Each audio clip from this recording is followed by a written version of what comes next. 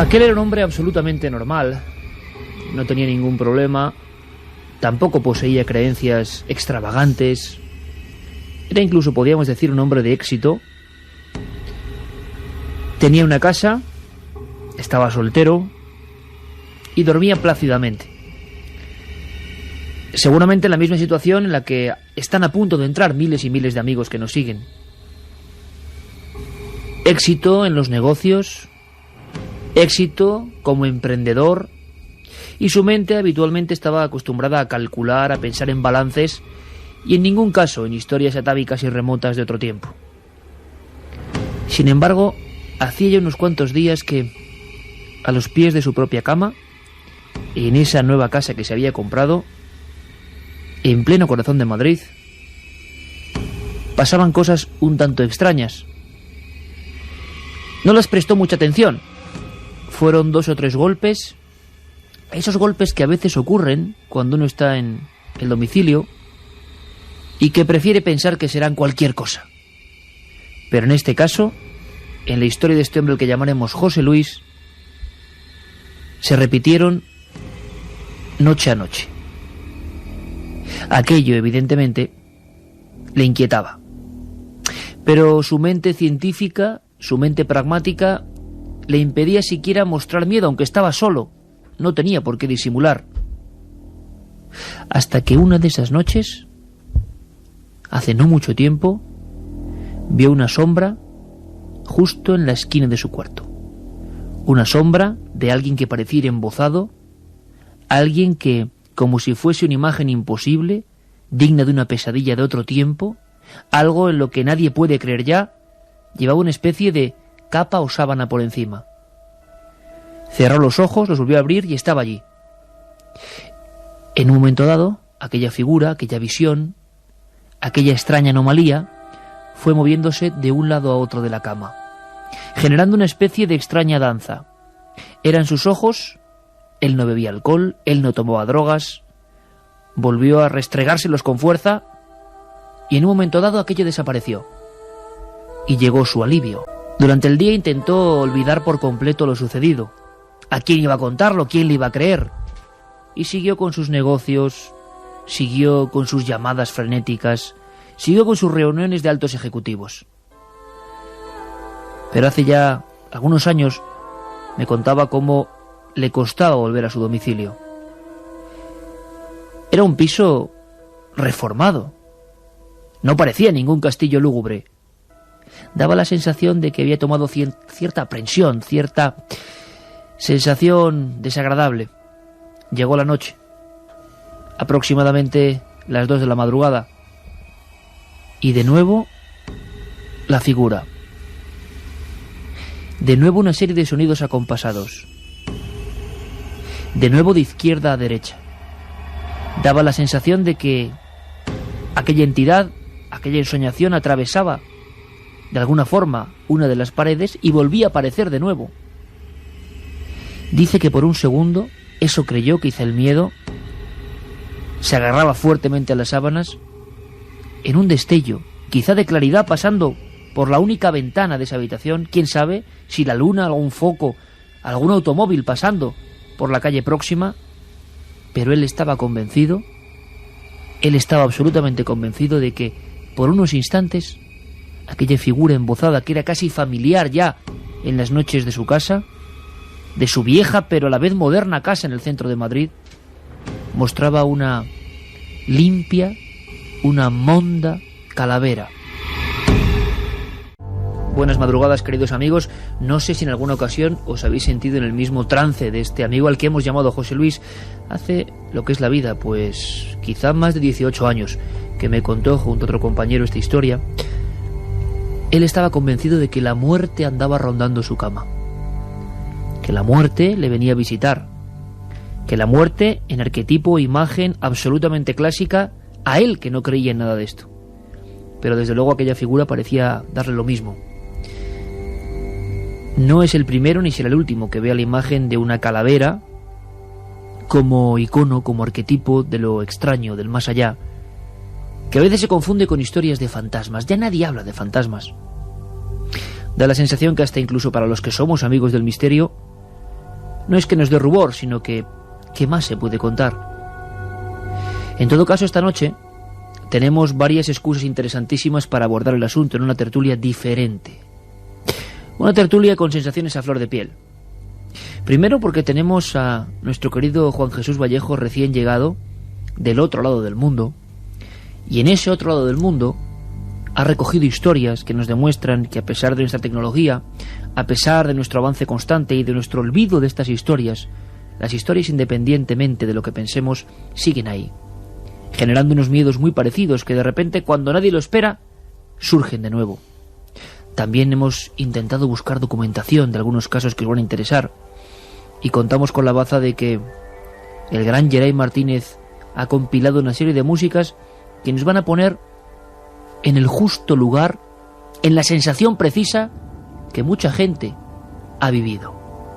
No debe ser agradable.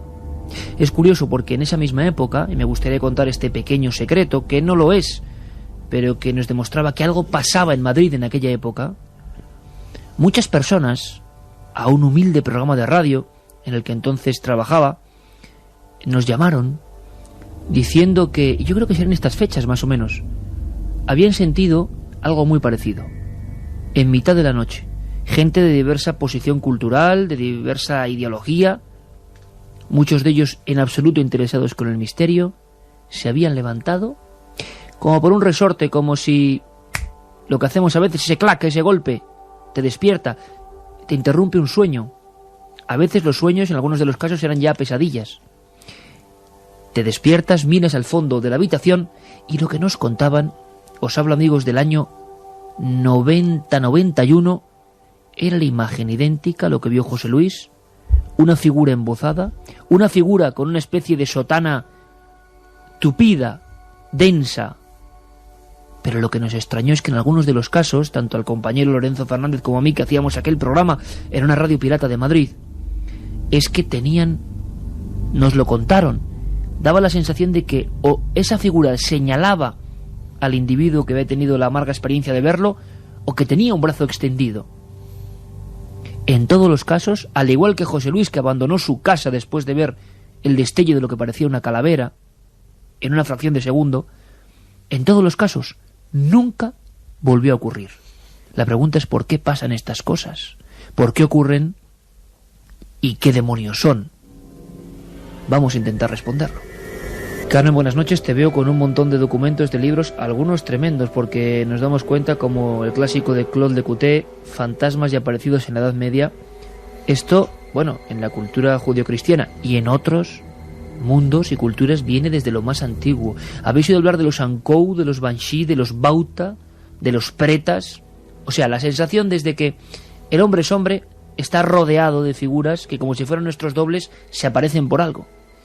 Buenas madrugadas, Iker. Pues sí, hay muchísima tradición en todos los países de este tipo de aparecidos, leyendas que desde hace siglos van recorriendo tanto las calles de nuestras ciudades. Muchas de ellas caminamos por ella y no sabemos las leyendas sobre supuestos fantasmas que hay en muchas puertas, en muchas plazas de nuestro país y de todos los países del mundo. Hay aparecidos, se les llaman de diversas formas, pero el núcleo central de esas apariciones es uno. Y muchas veces cuando Juan G, por ejemplo, trae historias de Guatemala, nos damos cuenta que no solamente en ese país se cuenta esa historia, sino que con algunas variantes en muchas partes de Latinoamérica se cuenta la misma historia. Juanje, buenas noches. Buenas madrugadas, Iker. Acabas de llegar prácticamente de tu fascinante viaje, has traído muchísimas cosas, te has jugado la vida. Ya lo contaremos, pero te has jugado la vida, te has jugado la vida. Esta vez de verdad, además 2 veces y de una forma quizás un poco absurda, pero bueno, una está grabada en vídeo, una la va a poder ver la gente en Cuarto Milenio. Quizás un poco por ¿Decimos inconsciente. solo lagarto escorpión? Sí, lagarto escorpión, para que la gente lo vaya buscando por internet. Lagarto escorpión, sí, tuve un serio enfrentamiento, digamos, con un lagarto escorpión, sí. Pues la verdad que vengo bien cargado de historias, Iker, y ahora que estabas contando historias de fantasmas... Te has sentido inmediatamente identificado porque tú, en tus muchísimos años de investigación, como nos ocurre a nosotros, ¿cuánta gente te habrá contado cosas parecidas, no?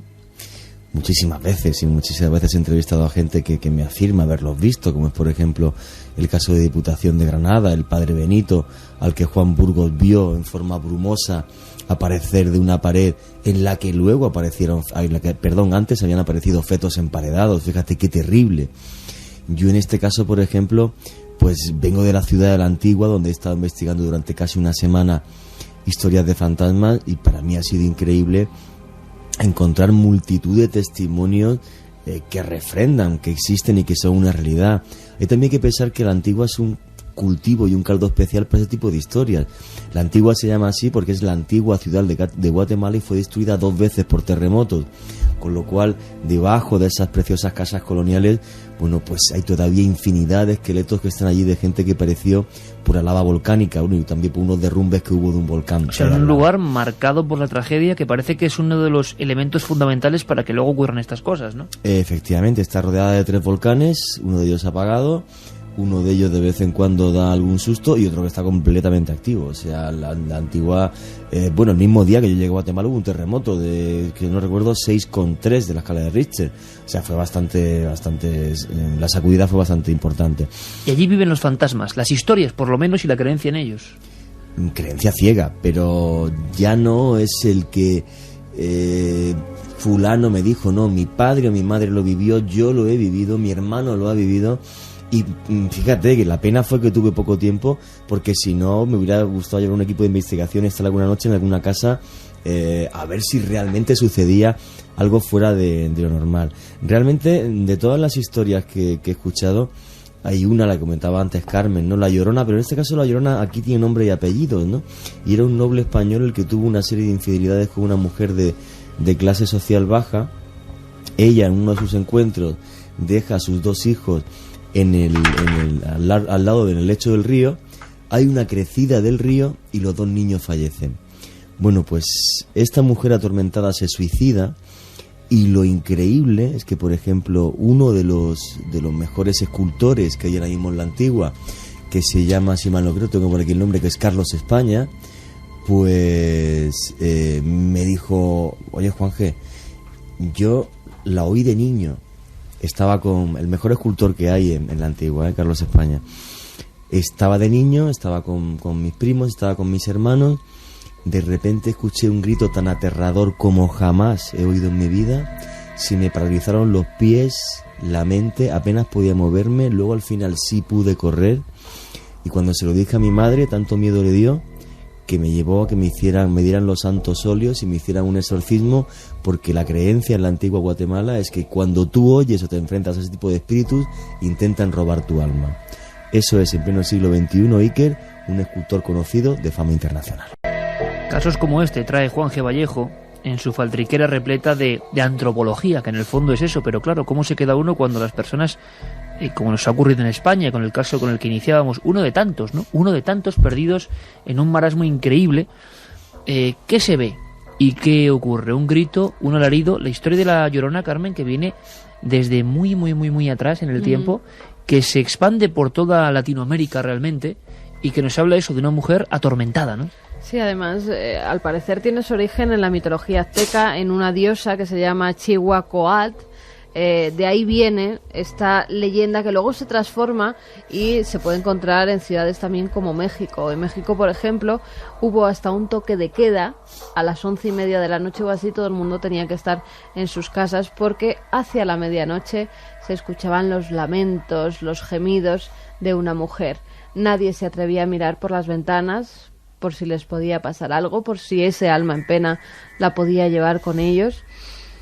Y solo unos valientes acercaron sus candiles para iluminar a esa mujer que veían que llevaba ropajes blancos y siempre un velo por encima de la cabeza. Normalmente por las noches recorría diferentes partes de la Ciudad de México. No siempre hacía el mismo recorrido, pero siempre acababa en una plaza en la que se arrodillaba, daba el mayor lamento de todos, se podía oír en toda la ciudad, para luego levantarse e ir caminando hacia el lago, y cuando llegaba este se introducía en sus aguas y allí desaparecía. La historia contaba lo mismo, que varios hijos de esa mujer se habían ahogado hay diferentes versiones, o se habían ahogado o ella misma los había ahogado con sus propias manos para huir con un hombre joven.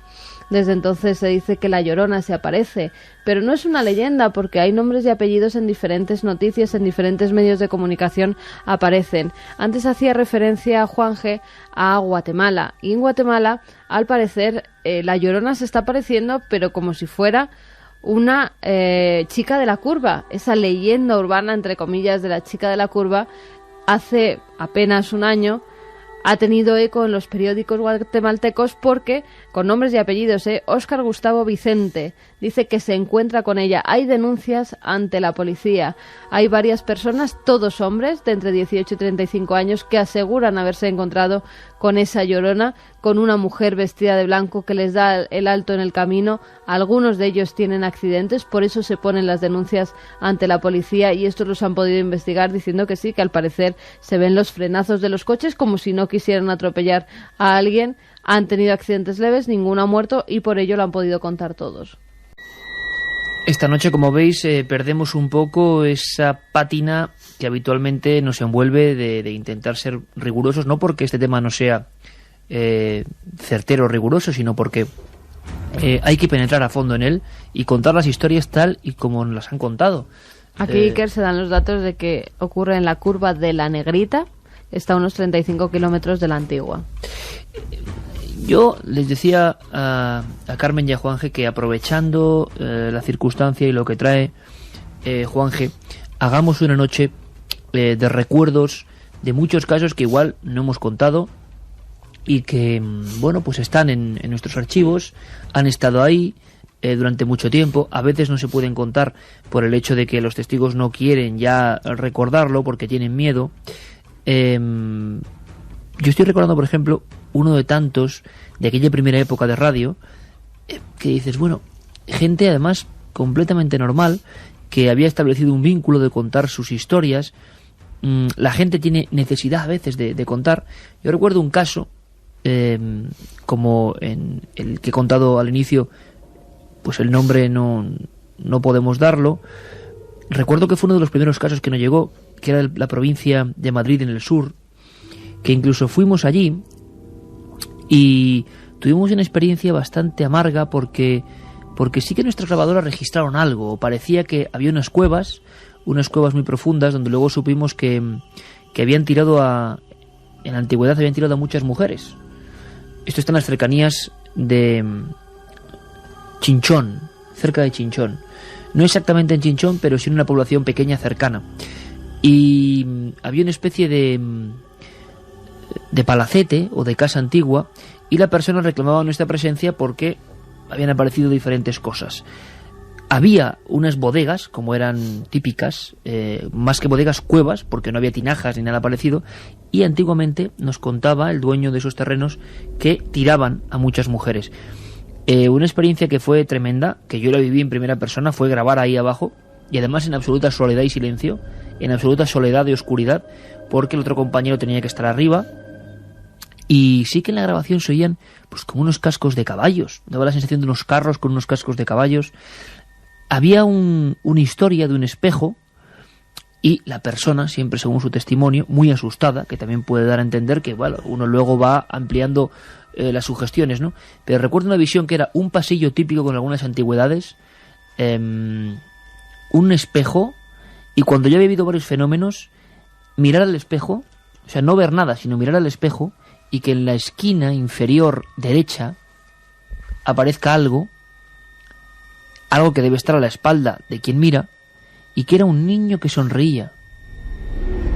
Un niño que sonreía y mostraba la mano. No recordaba el hombre si con todos los dedos, o lo que le espantaba es que mostraba una mano donde faltaba algún dedo. Y de inmediato desaparecer esa imagen. Claro, el miedo hizo que esta persona, que tenía unas fincas y unas propiedades, prácticamente no quisiera volver a ese lugar y tenerlo casi encerrado.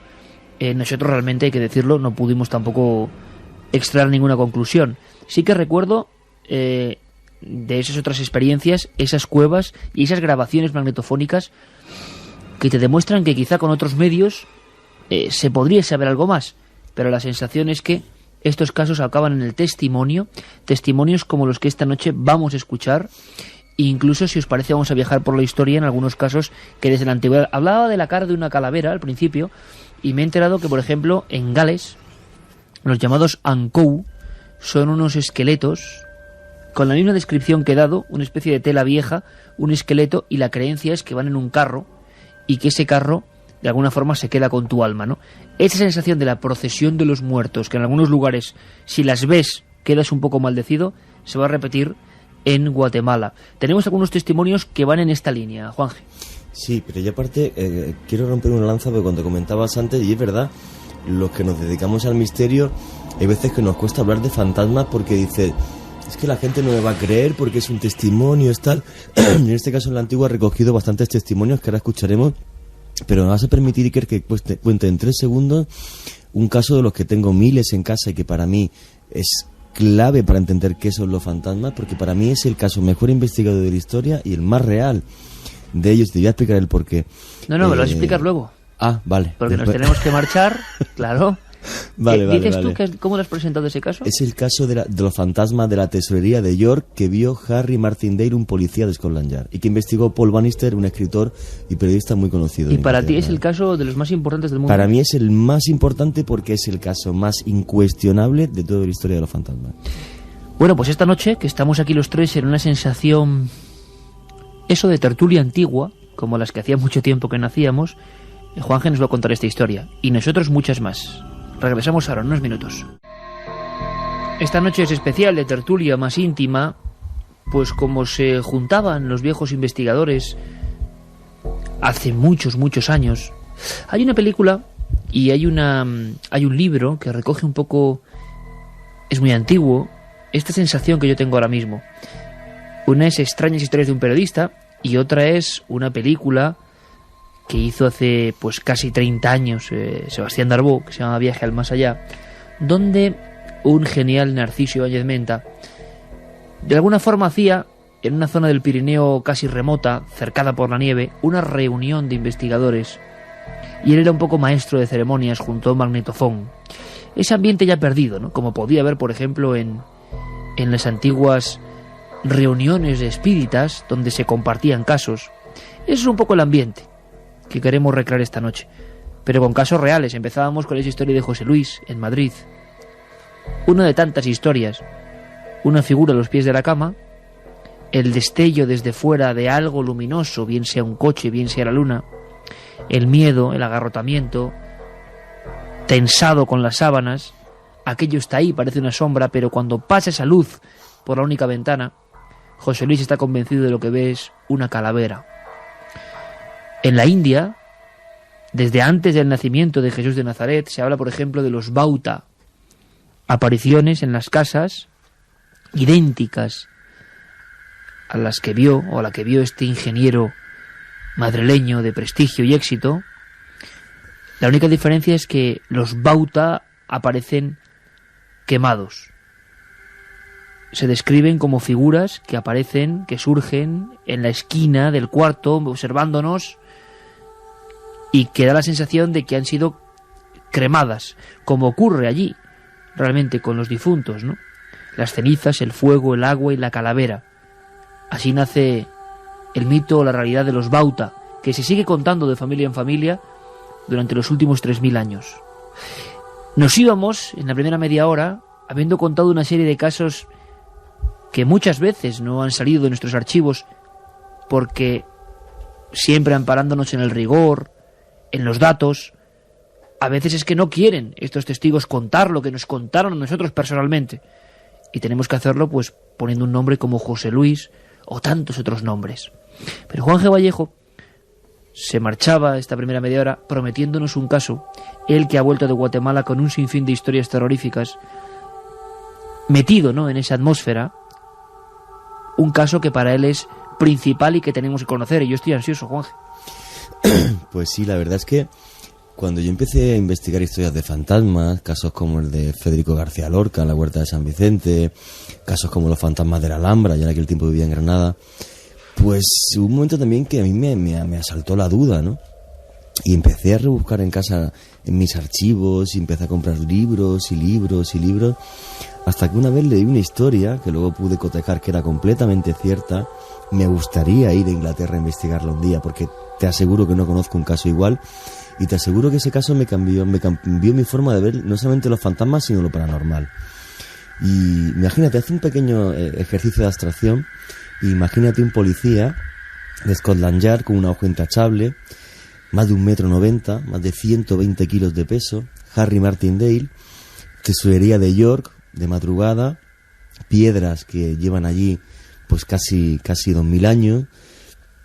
Este hombre está abajo solo en el sótano, y de repente dice que de una pared aparece pues un señor con una especie de faldín de color verde, que no le ve las rodillas porque van como sumergidas por el suelo, que lleva un casco de cuero, una espada a su cintura, y detrás de él aparecen en fila de a dos personas con el aspecto completamente demacrado, cansados, con unos escudos redondos, quédate con ese dato, con otros cascos de cuero, con otras espadas.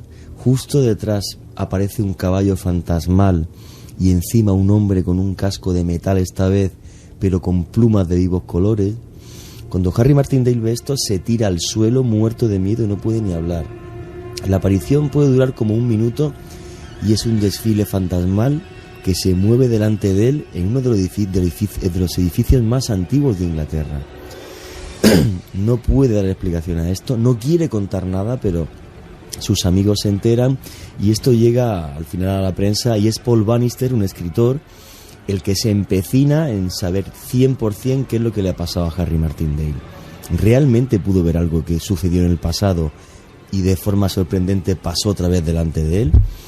Entonces fue a ver a varios historiadores ingleses junto con Harry Martindale para que dibujara y diera fe de lo que él había visto, y la respuesta de los historiadores fue muy sencilla.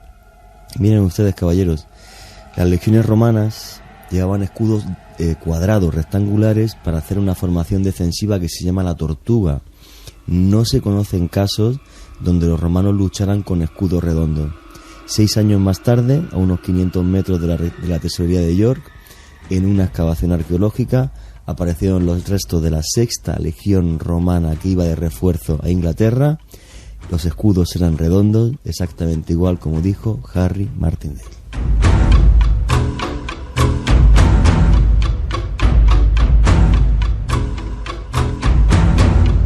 La sensación de que el libro del tiempo está compuesto de un sinfín de hojas y que de repente, en un estado de semivigilia, porque puede que uno vaya con 20.000 cámaras precisamente a ese lugar y nunca vuelva a pasar. Tiene que ser una coordenada concreta, una persona concreta, una sensación de que el universo genera su magia en ese punto.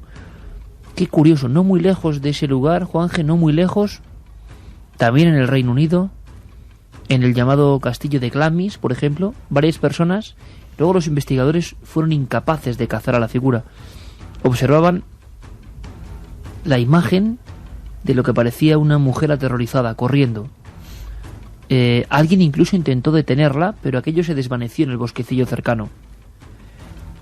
Hay más de 50 testigos, castillo de Glamis, de que lo que veían, quienes pudieron percibir la presencia de frente, algunos desde algún vehículo en la carretera secundaria cercana, era una mujer que corría, es decir, desde un punto de la nada, al lado de un gran edificio, castillo, hasta un bosque, siempre la misma trayectoria, una carrera de unos 100 metros, alguien desesperado. Y la leyenda o la verdad, o los testimonios recogidos hasta 1939, que es hace nada, 1939, es que esa mujer tenía una cara de horror terrible que no podían ver los testigos que observaban desde otra posición y que solo veían la espalda y una especie también de faldín de esa mujer que parecía de servicio, pero los de el otro lado, los que pudieron verla de frente, aseguraban que la mujer iba con la boca muy abierta y sangrando por la boca. Se conoció la historia de una criada concreta en Glamis a la que, por una serie de infidelidades, le cortaron la lengua y la arrojaron a la hoguera del propio castillo, que está allí. La propia chimenea sigue allí. Y eso no se supo hasta tiempo después. O sea que las sorpresas de estas visiones a veces revelan historias que no se conocían. Otro de los casos célebres y no muy lejos, en Escocia también, tierra pródiga, es el de, en los años 70, o sea, hablamos ya de hace muy poco tiempo, una especie de cementera de obras inacabadas. Esas típicas obras que se quedan ahí en un cruce de caminos por los siglos de los siglos. Mucha gente transitando para ir a ciertos puntos del país, en la zona norte de Escocia, hablaban de unos alaridos, como tú decías, con La Llorona, unos alaridos terribles, unos alaridos que no eran gatos, que no eran animales, que parecían en todo caso los de un joven que estaba en proceso de agonía. En el año 1978, la construcción hace que se compren de nuevo los terrenos y se descubre en la montaña de cemento armado, junto a una vieja hormigonera, el cuerpo de una persona que cayó accidentalmente y que nadie reparó en que su tumba estaba allí, que se había quedado atrapado en el cemento. Y mucha gente hablaba de esos gritos que incluso salieron en la prensa británica durante bastante tiempo. Casos sorprendentes, Carmen, incluso casos más recientes, casos que estamos recordando. Tienes algunos titulares que no dejan de sorprendernos, que pueden parecer en un principio jocosos, pero que nos demuestran que la esencia de lo fantasmagórico, a pesar de este mundo de Internet, nunca nos ha abandonado. Pues sí, noticias de última hora que además con las próximas Olimpiadas pues se ha puesto de moda. Pekín, decían los titulares, los fantasmas ocultos en las calles del Pekín olímpico. Y la verdad es que en la tradición hay muchísimos fantasmas en muchas de las calles, muchas de las iglesias. Por ejemplo, en la iglesia de Chaonei es una de las más conocidas por los espíritus que la habitan, por las voces que se escuchan, por los lamentos. Al parecer, en esta iglesia, que hoy está abandonada, un sacerdote inglés desapareció, no se volvió a saber de él. Entonces fue ocupada por un alto cargo del gobierno de la República de China y por su familia. En 1949 el político emigra a Taiwán y entonces deja allí abandonada a su familia. La mujer no puede hacerse cargo de los hijos, cada vez está más triste, hasta el punto que dicen que se quita la vida. Desde entonces, toda la gente que ha habitado en esa casa ha tenido que huir de ella por los lamentos que se escuchaban. Decían que se aparecía esa mujer, incluso había fotografías de ella y los posteriores dueños la reconocieron como una aparición que habían tenido, abandonaron la casa. Repito, hoy en día está ya completamente deshabitada, pero grupos de investigación, grupos interesados por las leyendas, por el esoterismo, han ido hasta allí y han podido captar, según se cuenta en algunas páginas de internet, incluso psicofonías. Al parecer los lamentos de esa mujer nunca se han ido de las paredes. Bueno, y podríamos romper un pequeño tabú, pero yo creo que es amable, creo que no es desvelar nada. Algunos incluso divulgadores o personas relacionadas con el mundo del oculto o del crimen han tenido experiencias en sus propios domicilios en pleno corazón de Madrid. Y, por ejemplo, uno es nuestro añorado Fernando Jiménez del Oso, que os contó a vosotros también, imagino, las experiencias en un apartamento en pleno corazón de Madrid, no muy lejos de donde estamos. Claro, era Fernando y se lo tomaba todo con mucha calma, pero la sensación ya de habituarse, que decía que era lo mejor, cuando a alguien le pasa esto, lo mejor era habituarse, pero la sensación de que había alguien más en la casa, alguien que percutía objetos, que llegó incluso a... Eso me contaba incluso a mí, el también desaparecido, ¿no?, el subdirector de la revista Enigmas, cuando la fundamos, Joaquín Gómez Burón, las teclas de una máquina de escribir. Pero estoy acordándome ahora, compañeros, de, por ejemplo, Margarita Landi. Margarita Landi, durante muchos años, habló de la presencia de un niño o de algo que no abandonaba una casa, que también era moderna relativamente, o sea, que no era ningún palacete antiguo. Bueno, y hay una foto que yo la he llegado a ver, de Margarita Landi con su pipa entrañable, y en el humo de la pipa se ve perfectamente una cara, que es la cara del típico niño como de posguerra, repeinado, formado por las volutas de humo. Y aquello, Margarita Landi primero le dio un espanto terrible, pero luego aprendió a convivir un poco con eso, porque ¿qué podía hacer, no? Pero divulgadores de primera línea de los temas fronterizos, vamos a llamarlo así, han tenido experiencias de este tipo. Sí, pero además, al parecer, en la casa que habitó Fernando en ese apartamento, después continuaron sucediendo cosas. Cierto. Sí, señor. Y hemos conocido a personas que habitaron en esa casa que decían que seguían ocurriendo, que se oían pasos, que algunos grifos se abrían y se cerraban. O sea que los fenómenos hoy en día pueden continuar, porque no hace mucho que nos lo comentaron. Doy un dato más, pero hubo cerrazón, y eso que lo publicamos en su día, hace más de una década, en la revista.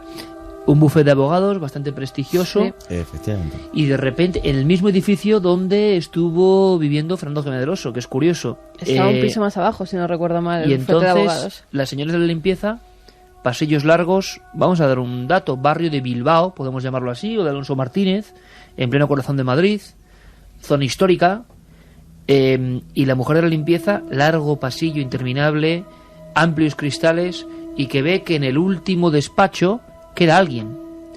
Ella cree que, nos lo contaba a nosotros, personalmente, ella cree que ya se ha marchado todo el mundo, está recogiendo, y entonces ve que hay una mujer con una niña.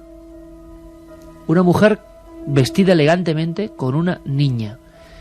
Las ve junto a una galería de cristales que da a un patio interior, están dentro y están como esperando. Y ella piensa que están esperando una cita con uno de los abogados, pero se da cuenta de que ya no queda nadie.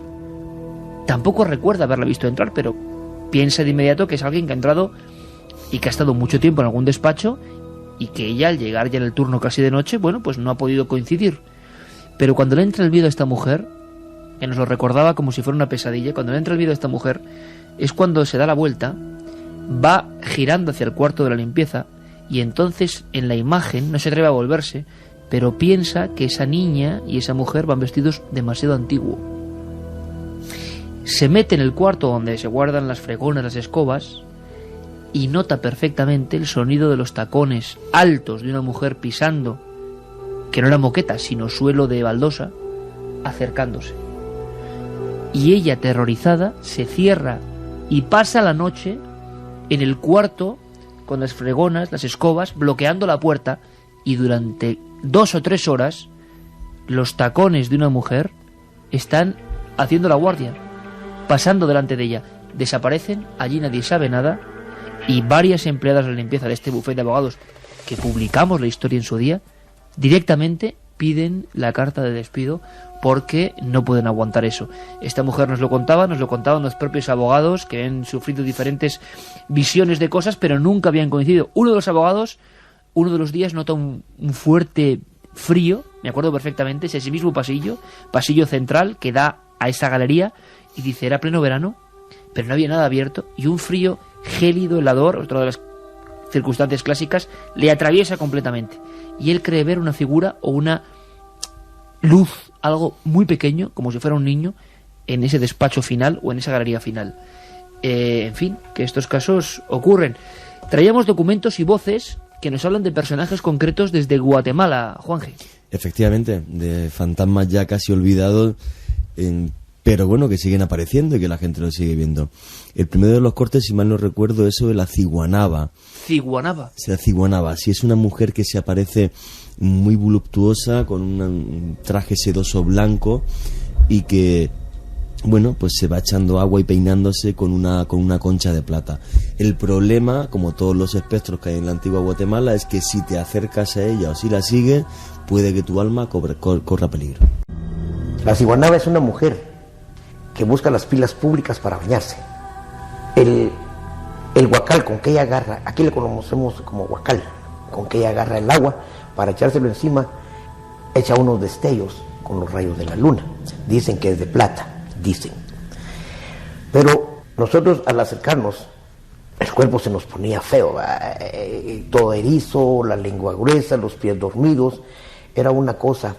Y por eso es de que siempre nos obligaban a nosotros a cargar alguna cosa de metal para ponerlo en la lengua, y eso cortaba el efecto del espanto. Eso cortaba el efecto del espanto. Hay un elemento que también es muy curioso y que puede estar unido a las historias de fantasmas, que son las marcas físicas. Ocurre mucha fenomenología diversa. Marcas físicas en la piel, Juanje, arañazos. Eso lo vamos a tener en el segundo corte. Efectivamente. Y es que el problema de la ciguanaba, de esta mujer fantasmal que se aparece en algunas fuentes de la ciudad de la Antigua, es que si te dejas embelesar por su belleza y la sigues hasta el bosque, luego la gente aparece completamente desorientada. Algunos dicen que incluso más que desorientado, sino como un poco oído, y además con todo el cuerpo lleno de cortes, hasta tal el punto que la gente que le ha sucedido esto hay que hacerle un exorcismo. Y usted llegaba y miraba a la señorita a lo lejos, vestida tal y como había quedado ella. Y usted se iba acercando, y la mujer esta iba caminando, y usted, por un atraído a saber por qué, la iba siguiendo. Y no podía usted dejar de seguirla. Y cuando usted venía a sentir, lo tenía metido en una finca de las que habían alrededor de la Antigua. Y usted aparecía con la cara toda arañada. Esa era la ciguanaba. Y para volverlo a usted a su estado normal, ya cuando los familiares se daban cuenta de esto, era de ir a buscar a un sacerdote que le fuera a rezar y le echar agua bendita. Es curioso siempre el remedio que tiene que ver con la religión, pero en otras religiones muy distintas los fantasmas aparecen por igual. Los kuei del mundo japonés, con los pies ardiendo siempre, ¿no? O una cosa que buenos amigos, siempre interesados en el mundo de la parapsicología, aquí hace unos años Santiago Vázquez lo comentó en más de una ocasión, lo de faltar alguna parte del cuerpo, ¿no? Que era como algo que los grandes investigadores de la parapsicología y la metapsíquica hablaban, ¿no? Apariciones donde faltaba una pierna, faltaba una mano, faltaba la mitad de la cara, incluso, como antes comentaba Juanje, se ve una especie de soldado, pero las piernas van hundidas en el propio suelo, ¿no? Bueno, mira, decías tú que les faltaba alguna parte de su cuerpo. En Guatemala, precisamente, hay una tradición que son las casas de espanto, así las llaman en los diferentes libros que cuentan fenómenos poltergeist que se producen en diferentes viviendas de la Antigua. Y dicen que en la mayoría de ellas los fantasmas que se aparecen les falta alguna parte del cuerpo. Sobre todo los miembros de los que suelen carecer son las piernas o los brazos o la cabeza.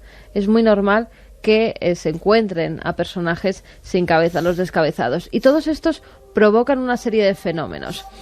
Yo los he recogido de algunos de los libros que nos ha traído Juanje, Leyendas populares de aparecidos y ánimas en pena en Guatemala, por ejemplo, de Celso Lara Figueroa, y en los que se dice que suelen provocar fenómenos poltergeist y a la vez una cosa que a mí me ha estremecido y es terrible.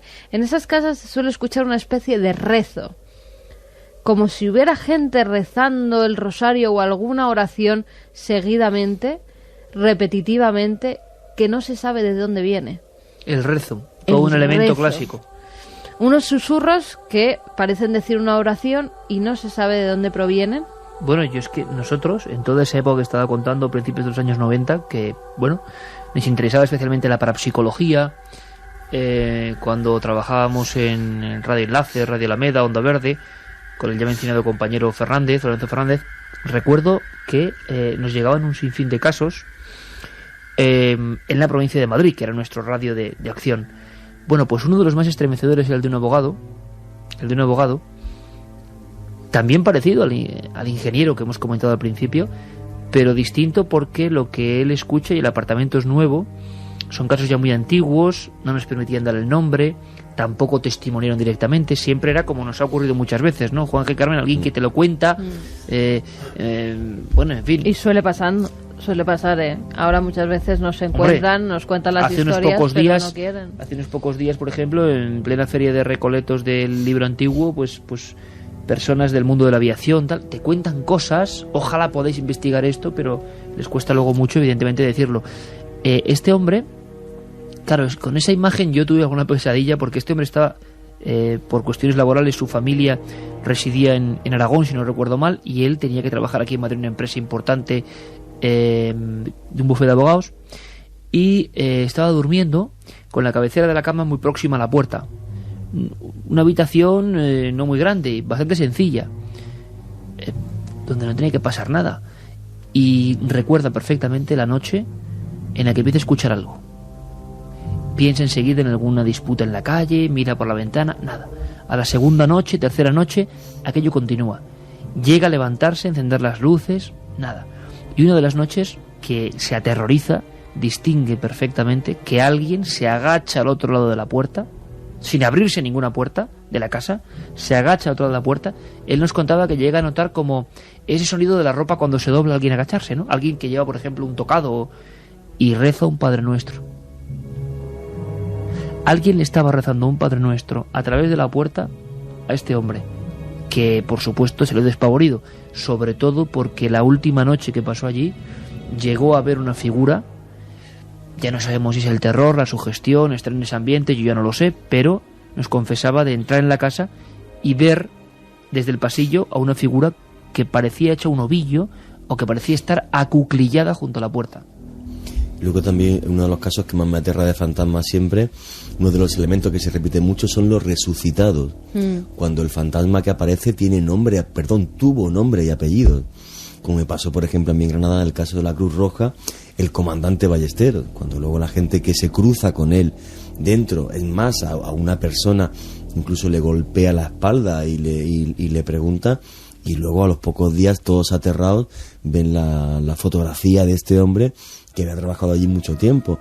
O sea, igual que le pasó a Harry Martindale, que vio realmente lo que fue los restos de una legión romana y esos resucitados que iban vestidos de militares.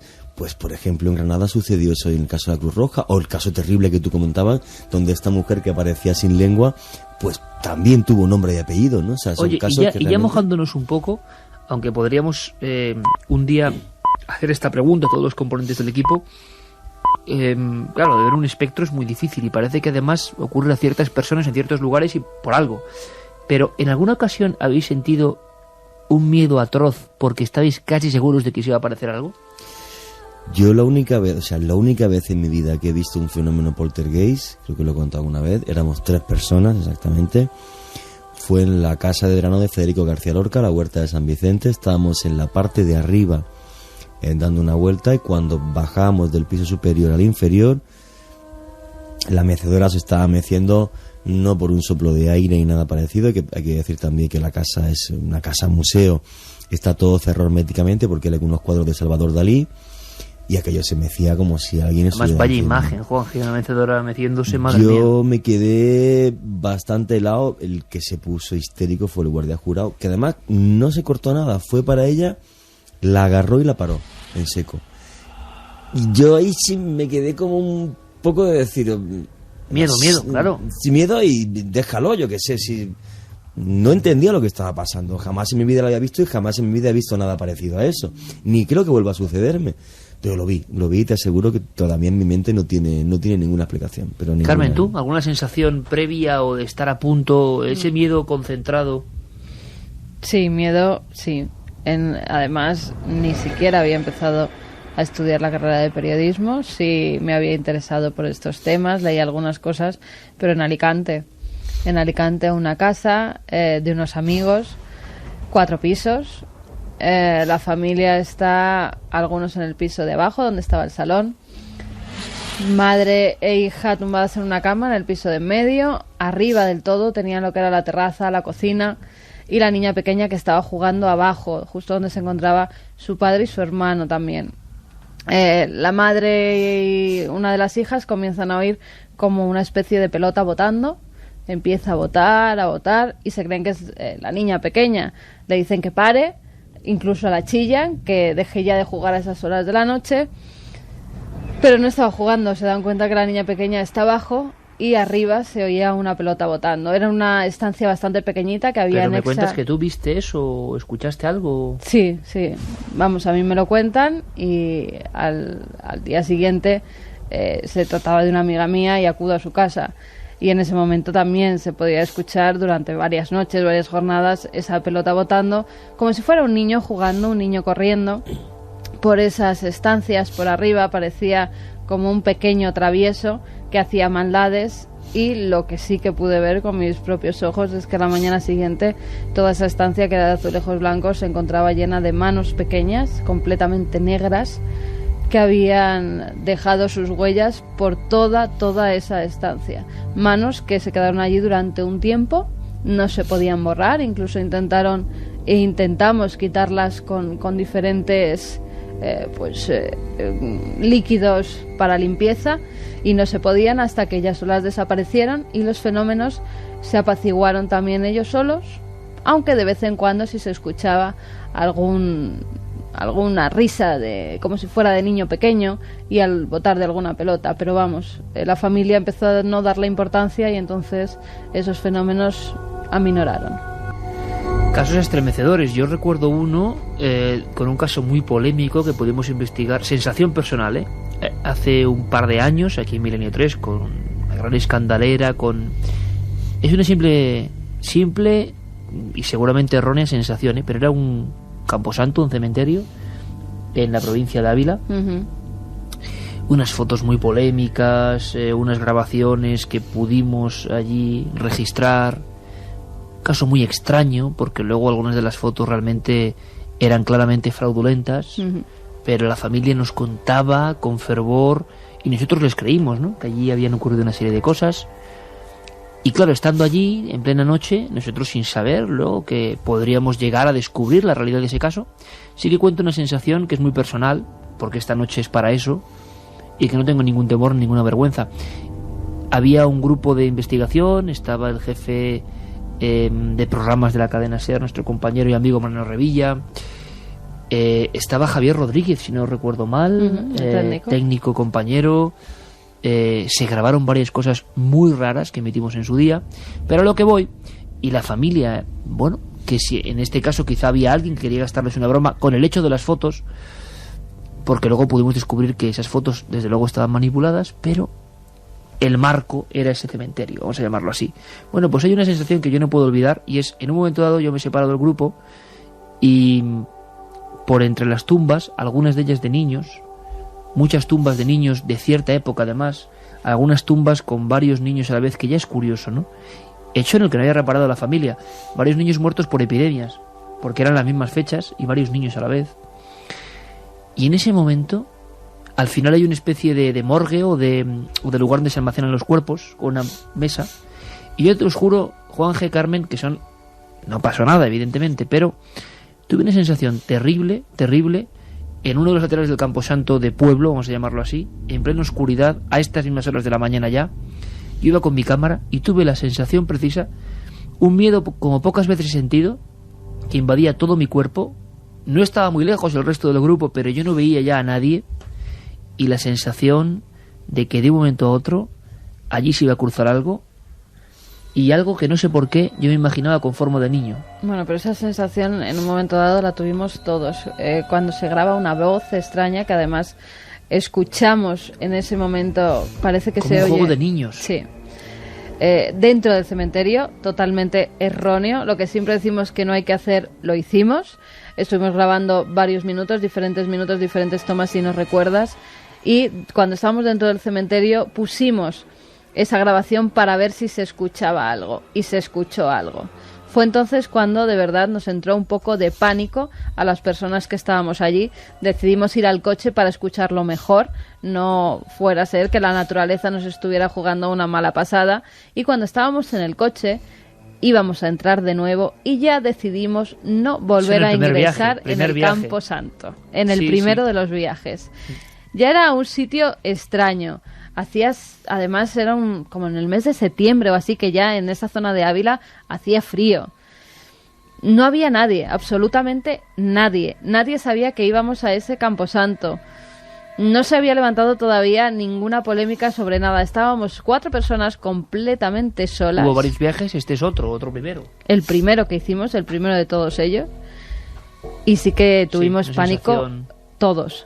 Decidimos coger el coche e irnos de allí, porque no estábamos a gusto. ¿Y cómo te quedas cuando, y lo contamos aquí en Milenio 3, hablamos de sensaciones puramente, seguro que Juanje nos cuenta algo más extrañas? Yo recuerdo cuando, y creo que lo he contado en estos micrófonos, también con un Camposanto, que lo pasé fatal. Dice la sugestión, claro que la sugestión, pero caramba, el miedo que sentimos es tan real y tan vivo, que fue siguiendo la historia de los suicidas de Lérida, los niños que se tiraron a la vía del tren, como imitando a los de Tarrasa, pero bueno, un caso que ya hemos contado, 2 niños que aparecen decapitados, partidos por la mitad en la vía del tren, año 78, 2 de octubre, Saureu y Vargas. Y yo me quedé encerrado por accidente en el museo, en el cementerio de Lérida, que tiene su aquel ese cementerio, me quedo encerrado y además el móvil me lo dejo en el coche fuera. Y yo oí como una sirena o algo y cuando salgo veo que han cerrado el cementerio. Y estaba buscando las lápidas con las fotos de las caras de ambos niños. Te puedo asegurar, Juanje, que cuando me estaba sentando en una lápida ya de noche, sabiendo que iba a pasar la noche ahí, había momentos en que no quería dejar a la imaginación ese pequeño golpe más, porque es que yo veía la cara de los dos niños avanzando, ¿no? Por la sugestión. Tú lo sabes, por 4 o 5 días seguidos metido en ese tema, rescatando ese tema del olvido. Pasa, esos son los fantasmas de la mente, que es la otra parte de este programa, pero que están ahí, que pueden ser tan terroríficos o más que los fantasmas de los muertos, si es que existen, y que salen cuando uno menos lo espera, ¿eh? Hombre, yo si quieres te iba a contar un caso que vivo con Cuarto Milenio así de sugestión colectiva, pero eso que he dicho de los fantasmas de la mente me parece muy interesante. Yo el mayor fantasma que he tenido en mi mente, con diferencia, y de obsesionarme con un caso, fue con el caso de los Villares, lo sabéis, año 96 en Jaén, donde Dionisio Ávila, un señor, bueno, pues dice que ve un objeto semisférico metálico del cual sale una pequeña piedrecita con una serie de grabados. A mí las fotografías de esa piedrecita me las da Juan José Benítez con todo tipo de lujo de detalles de los grabados que hay ahí. Hacemos una entrevista a un señor, Rashid Ahmed, que nos dice que es una inscripción bereber, con lo cual puede traducirse. Entonces, claro, yo durante 2 semanas estuve con una señora que se llamaba Ekran Adu, de la Universidad Euroárabe, mintiéndole, diciéndole que era una inscripción de una piedra que había aparecido en Jaén. Pero claro, yo lo que estaba trabajando en el fondo era en traducir un mensaje de otro planeta. Pero yo cuando llegaba a casa me ponía las fotos delante de la piedra. Todavía recuerdo el nombre de los diccionarios de raíces de bereber en Milut Taifi, porque aprendí a traducirse en antiguo. Otro libro que me trajo Juan José Benítez, el único diccionario que existe de Tamashek, del idioma tuareg, que me lo leí entero para corroborar los signos. Me leí el diccionario entero. Y yo dije, Dios mío, ¿estoy investigando o me estoy volviendo loco? ¿Por qué me van a mandar a mí un mensaje de otro planeta en el resto de la humanidad? ¿O por qué me tiene que tocar a mí precisamente esto? Y es una sensación de decir, voy por el... pérdida de conexión con la realidad. Voy por un filo de la navaja en el que pienso que no me debo de meter. Y bueno, no hace unos días... Hay muchas personas que se meten, ¿eh? Hay Claro. muchas personas que después de viajar entre la realidad y tu propia mente, les juegan malas pasadas la mente, y ha habido investigadores que han acabado muy mal creyéndose sus propios fantasmas, viendo sus Pero propias Beati, apariciones dijeron, ¿no? en las Sí, habitaciones. muchos, pero que da miedo. Yo tengo algún buen amigo, no voy a decir su nombre, que a mí me dejó un poco estremecido porque me contaba, y un gran experto en que a los pies de su cama había un niño aguardándole, un niño que se giraba hacia él sonriente. Claro, dices, oye, puede ser verdad. Bueno, hablabas de niño también, si no recuerdas mal, nos contaron que en Jaén, en la zona de los archivos de la catedral, Casi nada la zona, ¿eh? Sí. también se aparece un pequeño. Y además la persona que nos lo contaba decía, es que yo lo he visto, es que a mí me salía entre los archivos y estaba jugando conmigo. Yo verdaderamente creía que un niño se había colado en esos archivos y era imposible. Y la persona que nos lo contaba era un religioso que trabajó allí durante algún tiempo, con lo cual me da todavía más credibilidad por ese voto de no mentir, que no pueden mentir. Y nos decía que sí, que le había pasado en diversas ocasiones, que ya al final pues no hacía caso, pero que se oían sus risas y cómo iba corriendo entre los archivos. Siempre que hemos querido ir a grabar a la Catedral de Jaén, nunca nos lo han permitido. De todas formas, hacemos el llamamiento y luego pasan cosas que tienen que ver con lo fantasmagórico o no. Hace apenas una semana conocemos a una persona de forma totalmente casual que había estado muchos años, ojalá podamos hablar con ella. Fíjate qué época, Juanje, del año 69 al 80 más o menos, en el archipiélago canario, en el mundo de la aviación, ¿no? Claro, me decía que habían visto de todo, que muchos nunca lo contarán, pero que incluso objetos o aparatos, hasta con cúpula, a unos 60-70 metros del ala. Cosas increíbles.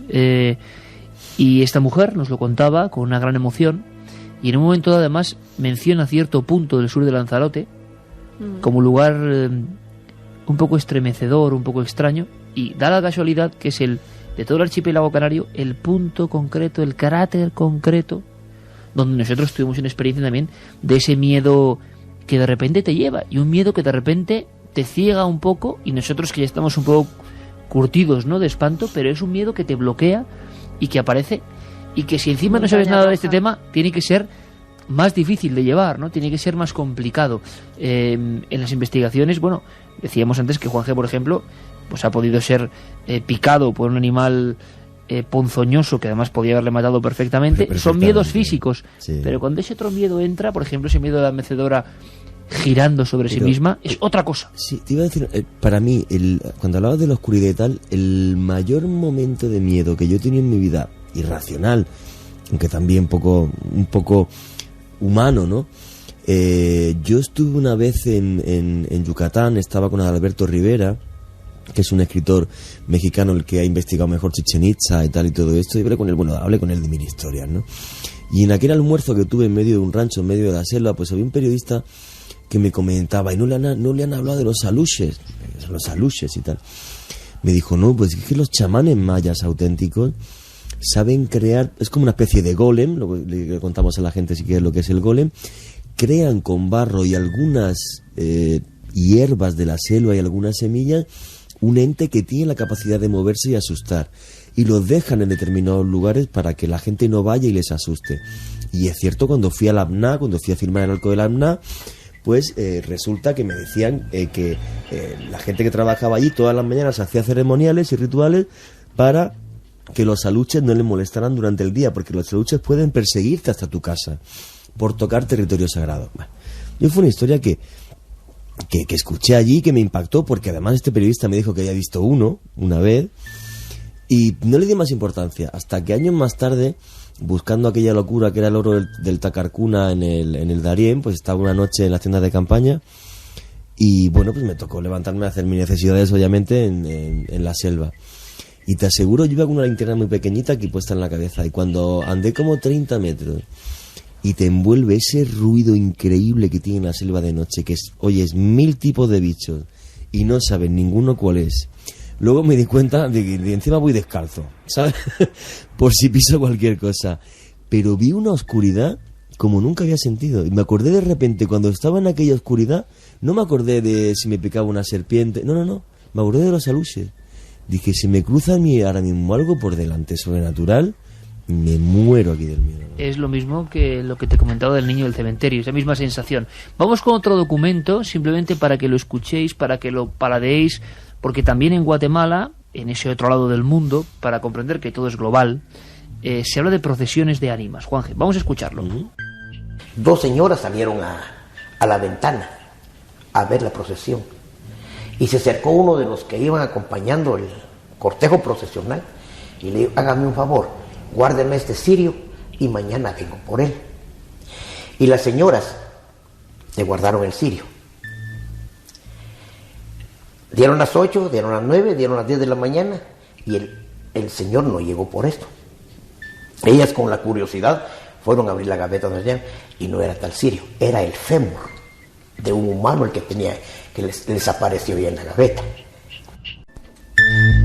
O sea, que el asunto de la procesión de los muertos que se cruza con nosotros es internacional y global. Y te has encontrado casos que podríamos pensar, cometer el pecado de que solo ocurren, por ejemplo, en Galicia, en Zamora, en Salamanca, pero no. Sí, aquí en la Antigua además tiene una particularidad. O sea, a los muertos hay que dejarlos tranquilos. No se puede molestar a la procesión de ánimas. Por eso esta señora, cuando coge la vela, luego al día siguiente es un hueso, como una amenaza de que su muerte puede estar próxima.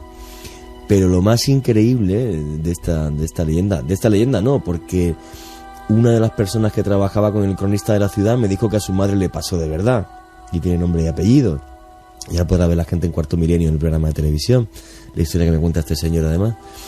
Bueno, pues si tú eres capaz de seguir la procesión de ánimas y entras en el cementerio, el ataúd que va, si te acercas, lo que va es tu propio cuerpo. Y es aterrador.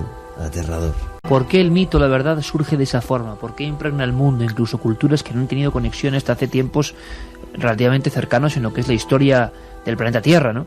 ¿Por qué? ¿Por qué pasa esto?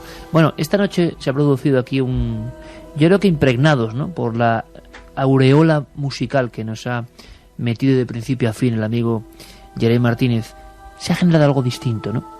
Algunas músicas que mucha gente estará preguntando por ellas, hay que decirlo porque hay mucha gente, sabéis, que sigue las músicas de Milenio 3 con gran devoción y que se las intercambian. El Exorcista al comienzo, muy difícil de encontrar, gracias Guillermo León, y por ejemplo el Exorcismo de Emily Rose. Alguna sola de las que está utilizando aquí el alquimista Geray, que saca una, mete otra y nos genera una especie de sensación ideal para que ocurra ¿qué? Pues para que ocurra que de repente, sin venir a cuento, o viniendo muy a cuento, hayamos contado historias que seguro que si luego las escuchamos, Juan G. Carmen y yo decimos, bueno, en fin, depende cómo nos pillen, diremos que lo hemos dicho no, pero lo hemos contado gracias también a esa hipnosis de la música. Y Carmen, te estaba recordando una historia. Son historias, como lo ha contado Juan G. valientemente, porque él lo vio, o la sensación que yo he contado, dentro de una cueva, grabando lo que parecían cascos de caballos invisibles, Juan G. viendo una mecedora. Bueno, pues es la realidad, no hay que tener ningún temor. Tú contabas otra cosa estremecedora y que, bueno, me ha dejado muy sorprendido. Sí, porque además es en un pequeño pueblecito de Ávila, donde yo tenía familiares. Desde pequeña siempre iba a veranear allí. Y la casa que tenían estos familiares, pues tenía dos entradas. Una que era como la cochera por donde entraban los vehículos. Tienes que pasar pues por como un pasadizo así, que a ambos lados hay en uno un pajar y en otro pues otra vivienda, pero que también es la zona de los corrales y del pajar, y es como un callejón que llamaban el Callejón de las Brujas. Nunca he sabido por qué, nunca he sabido en qué se basa esa tradición y ese nombre. Pero lo cierto es que tendría yo 14, 15 años, eran las fiestas del pueblo y, como solemos hacer siempre, pues entrábamos por el sitio que nos quedaba más cerca. En vez de entrar por la puerta principal y dar toda la vuelta, porque estaba en la plaza, pues para atajar entrábamos, tanto mi hermano como yo, por el callejón de las Brujas. Y entonces estaba yo caminando, yo sola, por ese callejón. En ese pueblo nos conocíamos todos, con lo cual no había ningún peligro de que pasara nada. Estaba entrando por ese callejón, me disponía a abrir la puerta cuando escucho una voz como de una persona anciana. En el pajar de la izquierda no hay nadie, pertenecen a mi familia y no hay nadie. Y en el de la derecha lo que había era un matrimonio joven con niños, no había ninguna persona anciana allí. Lo que yo escucho es la voz de una anciana que me dice: te estoy mirando. Pero podría ser alguien oculto en la noche, en mitad de... Te aseguro que no, y conozco bien, perfectamente esas construcciones. A mí me dio tantísimo miedo que salí corriendo, no me paré ni a abrir la puerta, salí corriendo por el callejón para entrar por la puerta principal, porque de verdad que fue una voz que me heló la sangre. Es más, desde entonces yo no he vuelto a entrar sola de noche por ese callejón. Es decir, historias que nos han pasado a todos y que te marcan y que además las recuerdas con perfecta nitidez. Yo no sé si a Carlos Largo. Carlos, buenas noches. Buenas noches, Iker. ¿Te ha pasado algo parecido? ¿Alguna sensación de terror que tenga que ver con lo sobrenatural? Espero que no, igual tienes suerte y no. Pero todos los que estamos aquí sí hemos tenido ese toque de lo extraño o no, ¿no? Yo de momento no me ha tocado nada de estos temas. Porque llevas poco en Milenio. Debe ser. Dentro de un par de años nos lo cuentas. Lo que sí nos trae don Carlos es alguna información a bola pluma para comentar de forma rápida, Carlos, porque hemos hablado de un sinfín de historias. Yo no sé cuántas historias, Juan, que hemos contado esta noche. Hacía tiempo ya que había que hacer una tertulia de este tipo. Pero... cuidado, la palabra fantasma, que como decíamos al inicio del programa, parece como muy denigrada, como que hasta nosotros mismos la desterramos un poco, no, en fin, no nos gusta mucho, pues sigue presente en las noticias, en la actualidad, en los teletipos. Sí, en la actualidad, de hecho hace muy poquitos días Carmen nos traía la historia, que bueno, vamos a recordarla un poquito, del Hospital de Santa Cruz en Chile. Parece ser que varios pacientes del hospital e incluso también empleados del propio centro decían que veían la figura de un sacerdote y de una niña pequeña que paseaba por esos pasillos de un edificio que actualmente está en obras y que, bueno, pues parece ser que justamente en la zona donde antiguamente estaba el depósito de cadáveres era donde se aparecían tanto la niña como el sacerdote. Lo curioso de la historia es que... Iban juntos. Por distintos pasillos, pero los pacientes y los empleados los veían siempre a las mismas horas del día y concretamente los martes. Hablamos, concretamente Carmen habló con José Pinto del diario La Cuarta de Chile y vamos a escuchar, si te parece, lo que nos contaba. Perfecto. Son alrededor de 8 a 10 pacientes que están en esta unidad de cuidados intensivos y donde ha sido visto el sacerdote. Pero todo esto son de tranquilidad, son de paz. Se ha buscado de la factibilidad de que esto. Nosotros hemos seguido tratando de indagar algunos antecedentes dentro del hospital, pero por supuesto se han negado, producto de que obviamente esto ha sido más o menos en secreto, todo lo que está ocurriendo. Pero hoy en día, te reitero, la construcción de este nuevo céntrico hospital en Santa Cruz, que lleva prácticamente alrededor de 6 meses, y se prevé de que dentro de 6 a 8 meses más esté ya prácticamente totalmente construido, y así evitar un poco estas situaciones que han acontecido, estos fenómenos paranormales que han ocurrido en el interior de este hospital colchagüino en la provincia de Colchagua, a aproximadamente unos 80 a 100 kilómetros de la región de O'Higgins, donde hoy nos encontramos.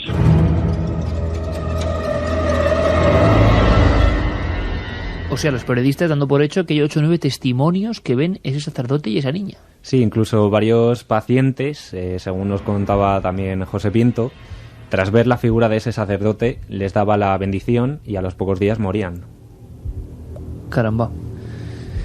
Lo contábamos hace un tiempo, pero claro, volver a escucharlo y en esta noche te deja...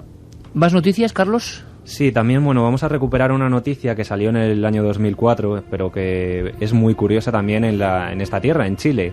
Parece ser que en una casona en la región de Quinta Normal hay una casa que es de propiedad actualmente municipal, en la cual varios vecinos de la zona decían que presenciaban varios fenómenos extraños, tanto siluetas, cortes de luz, e incluso cuentan que en una de las esquinas de la casa había una gárgola en la que siempre los coches se chocaban allí en esa esquina frente a esa gárgola. Los fenómenos dicen que se llevan produciendo desde hace 100 años.